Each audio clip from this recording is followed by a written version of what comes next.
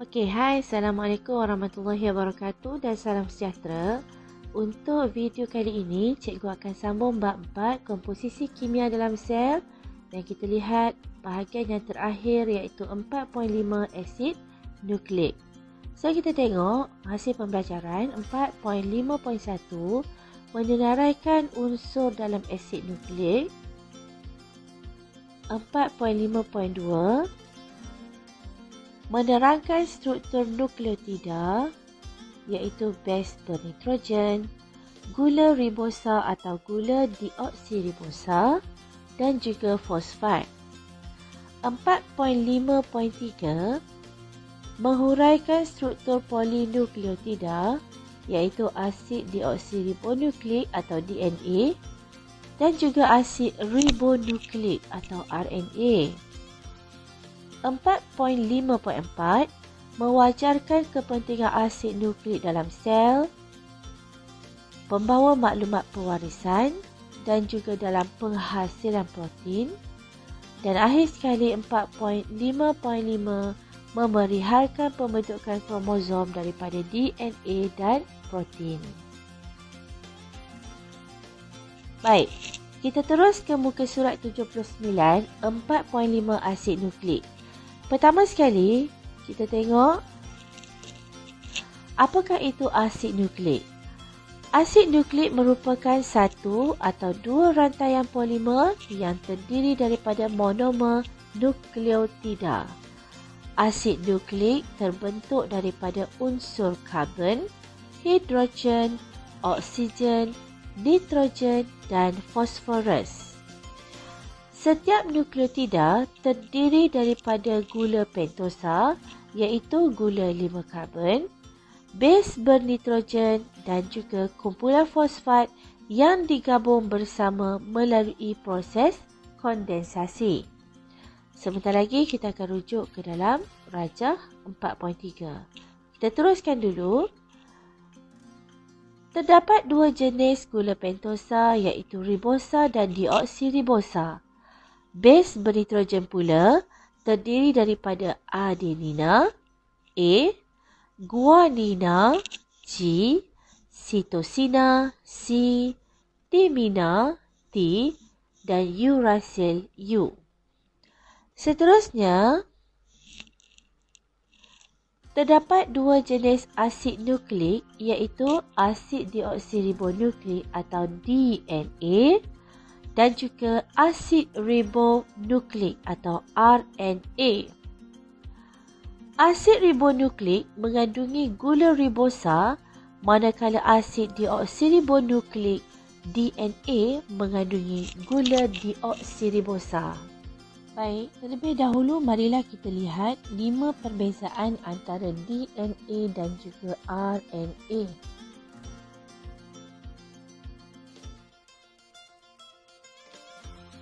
DNA versus RNA. Pertama, perbezaan dari segi strukturnya. Ini adalah struktur bagi DNA, manakala struktur yang seterusnya ini adalah struktur bagi RNA. Perbezaan yang kedua adalah dari segi saiz. DNA bersaiz lebih besar dan mengandungi jutaan nukleotida, manakala RNA lebih kecil dan hanya mengandungi ratusan atau ribuan nukleotida. Perbezaan yang ketiga adalah struktur gula. DNA mempunyai struktur gula deoksiribosa.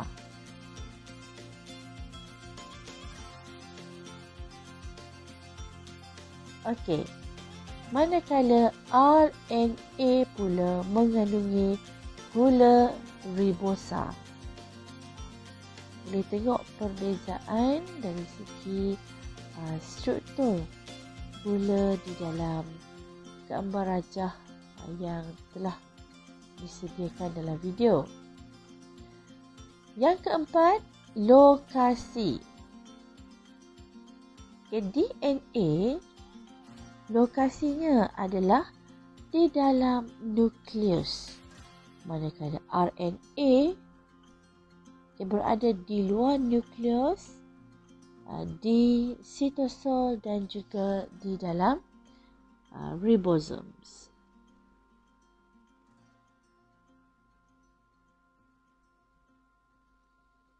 Okey.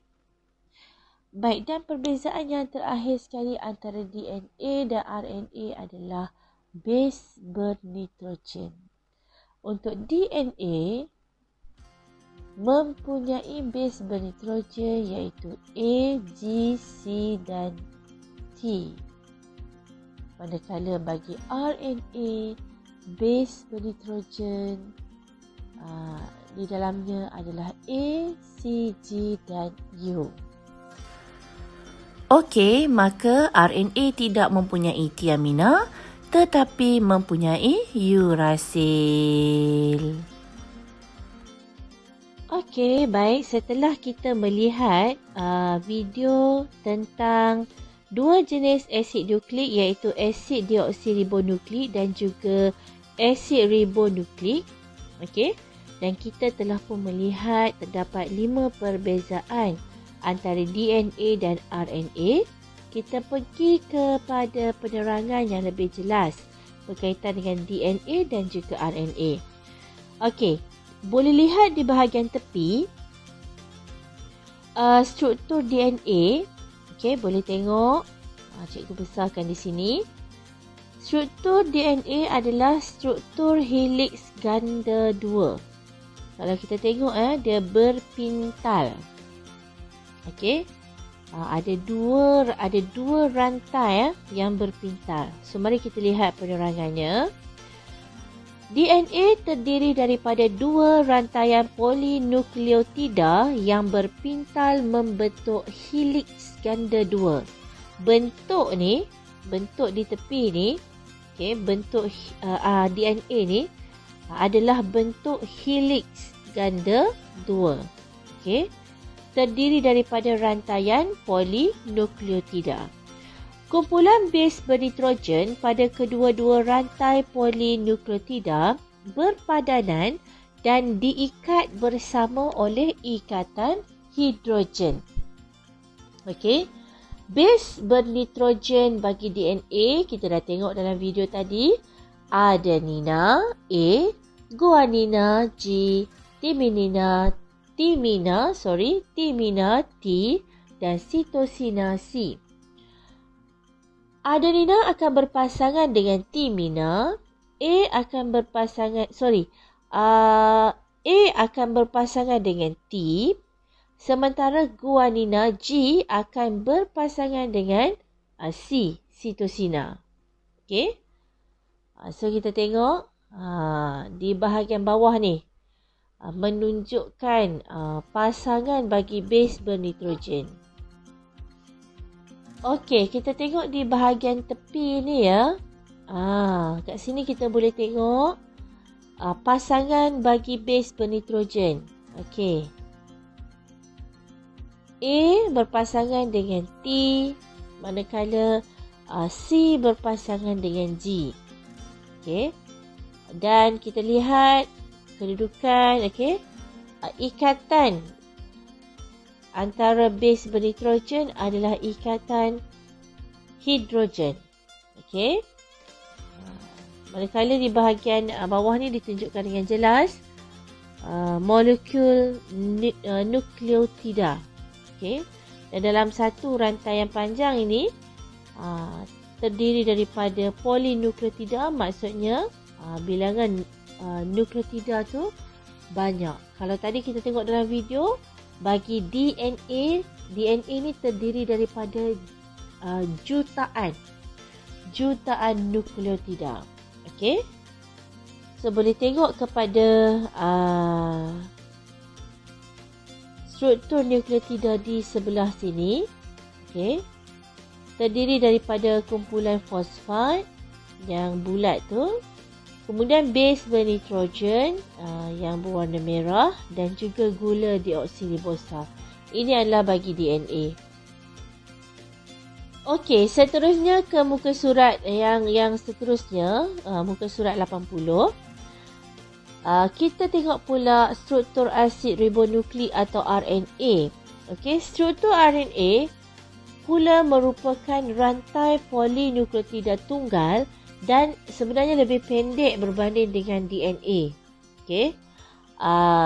Base bernitrogen bagi RNA seperti yang kita telah tengok dalam video tadi terdiri daripada adenina, guanina, sitosina dan urasil. Okey. Timina dalam DNA digantikan oleh urasil dalam RNA. So kalau nak kenal pasti satu struktur tu adakah DNA atau RNA, yang pertama tengok dulu kalau dia merupakan rantai polinukleotida ganda 2 dan berbentuk helix, tentu sekali lah DNA. Kalau dia merupakan rantai polinukleotida tunggal, ianya adalah RNA. Dan kita tengok juga kandungan base bernitrogen. Okey, terdapat 3 jenis RNA utama iaitu RNA pengutus atau ringkasannya mRNA, RNA ribosom, R kecil, kemudian RNA, itu ringkasannya, dan RNA pemindah, tRNA. Okey. Ketiga-tiga RNA ini terlibat dalam proses sintesis protein. So kita tengok sikit di bahagian tepi tu struktur bagi RNA. Tulang belakang, gula dan fosfat, kemudian base bernitrogen yang berwarna kuning dan hijau. Okey, ini adalah struktur RNA. Okey, seterusnya mari kita lihat apakah kepentingan asid nukleik ini dalam sel. Okey, kepentingannya dalam sel. Tahukah anda bagaimana perkembangan ciri organisma seperti warna mata atau ketinggian berlaku? Okey, ciri-ciri yang seringkali kita tengok ataupun kaitkan dengan pewarisan. Okey, maksud cikgu contohnya kalau ayah dia bermata warna biru. Okey, anak kacaukan. Okey, anak dia juga mata warna biru. Macam mana anak tadi boleh mewarisi warna anak mata yang sama dengan ayah dia? Okey, itu contoh. Okey, jadi di sinilah sebenarnya peranan siapa? Peranan DNA. Okey, DNA.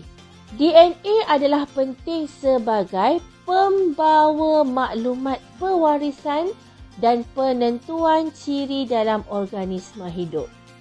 DNA mengandungi kod genetik yang dibawa oleh base bernitrogen A, G, C dan T untuk sintesis polipeptida yang membentuk protein. Kod genetik ditulis sebagai satu siri urutan 3 base yang menentukan urutan asid amino dalam protein yang akan disintesiskan. Misalnya, kodon AUG, urutan base, adenina, urasil, guanina. Pada mRNA merupakan kod untuk asid amino metionina. Urutan 3 base pada DNA ditranskripsi pada kodon mRNA yang kemudiannya ditranslasi kepada urutan asid amino untuk membentuk satu rantai polipeptida. Ini bermakna urutan nukleotida dalam DNA menentukan urutan asid amino dalam rantai polipeptida yang membina protein berkaitan. So, mari kita lihat. Kalau baca tu rasa macam confused. Okay, kita tengok gambar rajah. Okay, DNA. DNA. Base bernitrogen dalam DNA. Okay, kita tengok. Ditranskripsi. Okay. Ditranskripsi pada kodon mRNA. Okey.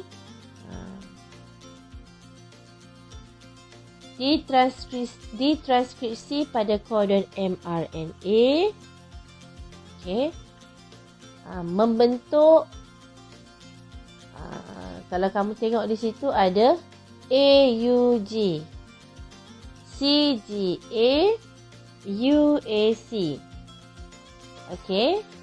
Urutan ni dia ambil 3 saja. 3 saja urutan untuk membentuk satu translasi bagi polipeptida. Okey, contohnya AUG, adenina, uracil dan guanina. Apabila ditranslate, apabila ditranslate, dia akan membentuk polipeptida methionina. Okey, kalau CGA, okey, akan membentuk arginina selepas ditranslasi, dan UAC akan membentuk tyrosina. Okey, ini adalah kod genetik pada mRNA yang diterjemahkan kepada protein. Okey. Baik. Okey. Mungkin ada di antara kamu yang sedang confused atau kurang faham di bahagian kod genetik pada mRNA yang diterjemahkan kepada protein. Jangan bimbang. Okey, jika tak faham boleh tanya di dalam Telegram dan cikgu akan cuba jelaskan dengan lebih ringkas. Dan kita akan cuba cari soalan-soalan yang berkaitan supaya bila kita jawab soalan, kita lebih faham sebenarnya apa yang dimaksudkan dengan kod genetik yang menentukan pewarisan. Contohnya tadi, bila ayahnya bermata biru, anak juga boleh mewarisi mata biru daripada ayah. Okey. Okey, mari kita tengok pembentukan kromosom daripada DNA dan protein. Kromosom terbentuk daripada rantaian polinukleotida DNA yang berpintal dengan protein disebut sebagai histon. Okey, kromosom. Histon tidak membawa maklumat genetik.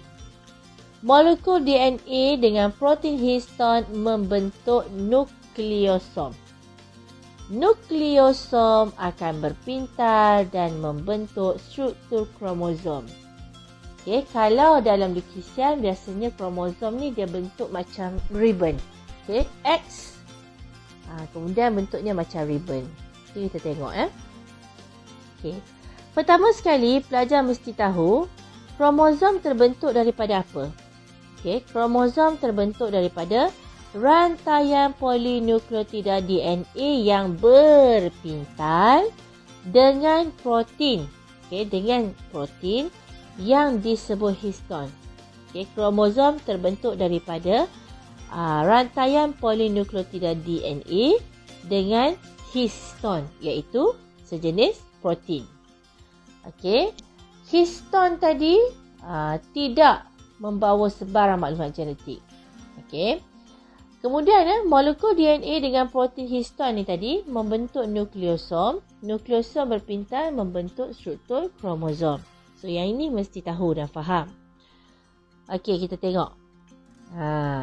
Yang berpintal berbentuk helix ganda 2 berwarna hijau tu di atas adalah DNA. Yang di bawah tu adalah protein histon. Okey, ini protein histon. Kemudian apabila kedua-dua ini bergabung, dia akan membentuk nukleosom. Okey, kalau kamu tengok nukleosom.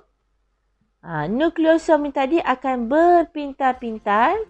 Okey, nampak ni bahagian ni berpintal. Membentuk akhir sekali struktur kromosom. Bentuk macam X. Tapi bila kita lukis, kita tak boleh lukis X terus. Kena lukis bentuk macam ni lah. Macam ribbon sikit. Kan? Okay. Dan dalam kromosom ini ada sel. Okay, dalam sel kromosom ini ada nukleus. Nukleus inilah yang mengandungi apa kita sebut kandungan genetik. Okey. Ini adalah pembentukan kromosom daripada DNA dan juga protein. Sini saya ingat tak ada masalah lah. Okey. Boleh? Okey. Baik. Okey. Kita telah sampai ke penghujung. Ini adalah bahagian terakhir bab yang keempat. So insya-Allah bila sekolah buka nanti kita boleh sambung terus bab baru, bab yang kelima. Seperti biasa, untuk mencapai objektif pembelajaran di hadapan tadi, pelajar-pelajar perlu cuba menjawab praktis formatif 4.5. Okey. Yang pertama, nyatakan dua jenis asid nukleik. Very easy this question. Okey. Yang kedua, nyatakan komponen-komponen dalam nukleotida. Yang ketiga, terangkan mengapa struktur RNA lebih pendek berbanding dengan DNA.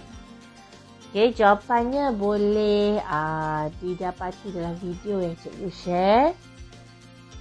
Yang keempat, terangkan kemungkinan yang berlaku sekiranya sel tidak mempunyai asid nukleik. Yang ini berkaitan dengan kepentingan asid nukleik tadi. Okey. So, here we are. Kita dah selesai dah bab 4. Okey. Okey, dalam part yang terakhir ni cikgu nak kita baca sikitlah bahagian rumusan. Okey. Apa yang telah kita pelajari dalam bab 4 iaitu komposisi kimia dalam sel. Kita telah belajar tentang air. Kita belajar tentang sifat air berkaitan dengan kekutuban air. Muatan tentu haba air. Daya likitan dan juga daya lekatan air. Kita dah belajar juga tentang karbohidrat. Okey, jenis yang pertama monosakarida. Contohnya seperti glukosa, fruktosa dan galaktosa. Kemudian yang kedua disakarida iaitu maltosa, sukrosa dan laktosa. Akhir sekali polisakarida, kanji, glikogen dan selulosa. Kemudian kita telah pun mempelajari tentang protein. Kita belajar tentang unit asas bagi protein iaitu asid amino. Okey, kemudian dipeptida dan juga polipeptida. Bagaimana ianya terbentuk dan boleh dihidrolisiskan semula. Okey. Yang seterusnya ialah lipid. Kita belajar tentang jenis-jenis lipid iaitu lemak, lilin, fosfolipid dan steroid. Kemudian kita belajar tentang perbandingan antara lemak tepu dengan lemak tak tepu. Dan akhir sekali, pada hari ini video berkaitan dengan asid nukleik 4.5 asid nukleik. Kita belajar tentang setiap nukleotida terdiri daripada gula pentosa, base bernitrogen dan kumpulan fosfat. Kita belajar tentang dua jenis asid nukleik iaitu DNA dan juga RNA. Okey. Jika timbul sebarang persoalan, pelajar-pelajar bolehlah tanya di dalam Telegram. Jangan malu dan jangan segan. Okey. Kemudian satu lagi, pelajar boleh tengok di bahagian refleksikan diri. Okey.